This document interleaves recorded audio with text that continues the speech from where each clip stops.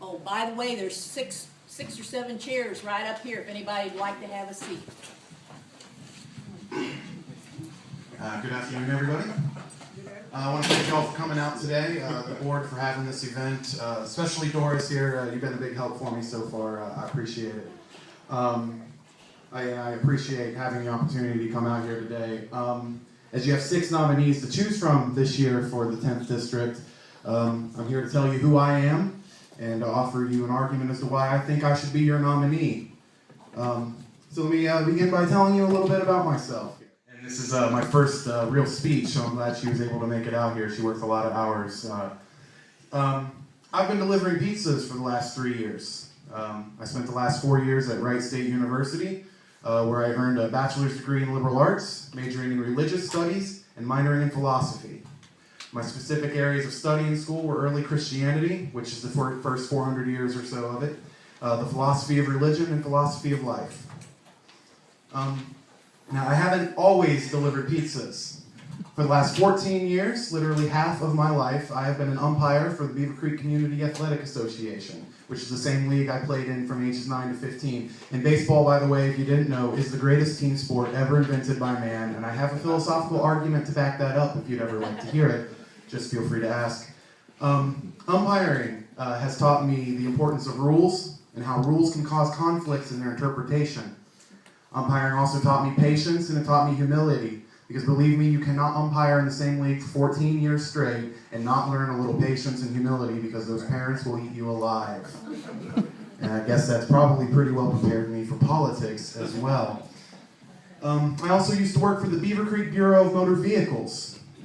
As the word bureau is in the word bureaucracy, I would say that my 3 years there taught me a lot about bureaucracy. I understand the importance of documentation and verification, and I know the issues that bureaucracy can cause. Feel free to ask me about the World War II vet that lied about his age to get into the war, and 50 years later the Social Security Office had a problem. So I had to try to help deal with that when I was working at the BMV. Also, my attention to verification and documentation is the only reason I was actually able to stand in front of you today, as my petitions the second round were originally rejected. I had to go in and we went over all the signatures and we found 5 that were improperly rejected, so I was able to make the ballot, and here I am today. There's one other job that I've held in my past that I'd like to talk to you about. I spent 1 year as a subcontractor for the Dayton Power and Light Company. Primarily, my job was to read meters and turn power on and off as people moved in and out of their houses. I loved this part of my job. I averaged driving about 1,000 miles a week, and I worked in all 3 counties in the 10th District.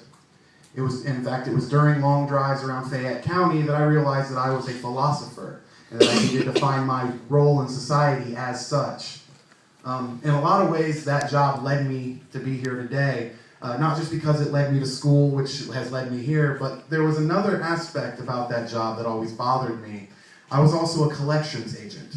Basically, I sometimes was required to knock on a person's door and either collect money from them or shut their power off.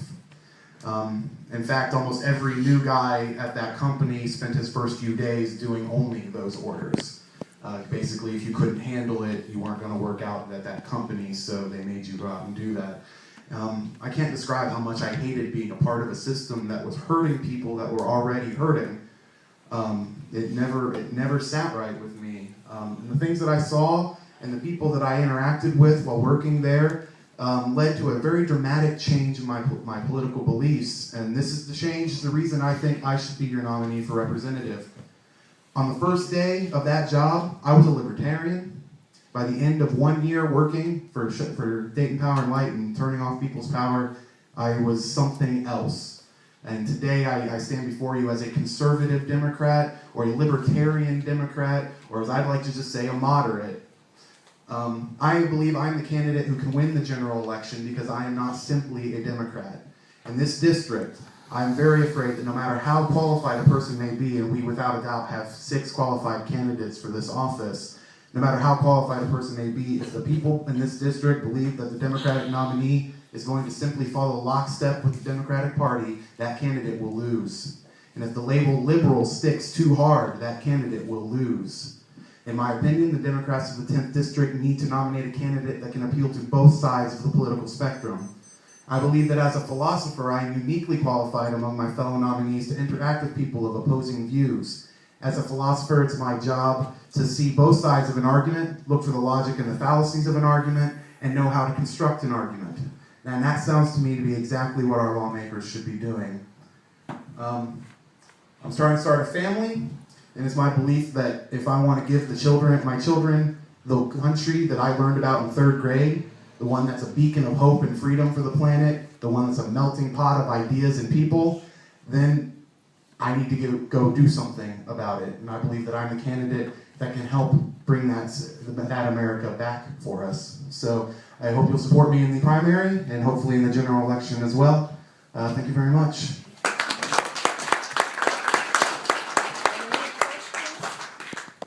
Any questions? Not without telling my age, you're about the same age as my son.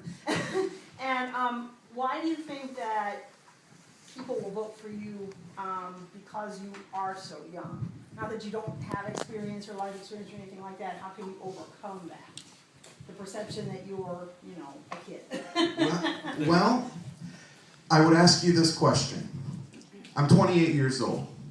If you're not supposed to go out there and try to make a difference and make a change at 28 years old, when exactly are you supposed to do that? If anyone can give me an answer to that, I'll gladly take it.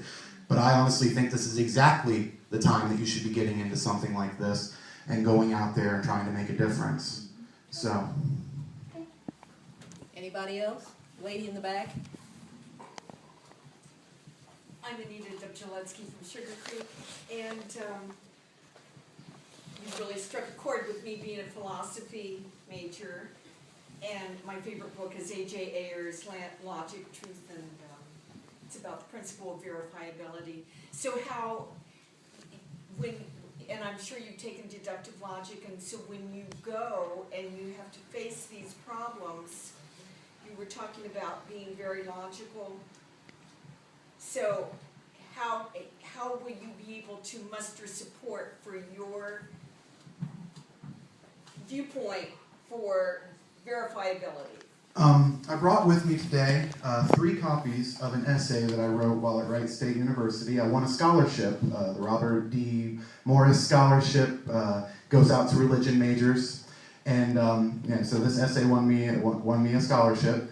And I wrote it. The prompt was gay and lesbian issues in religion.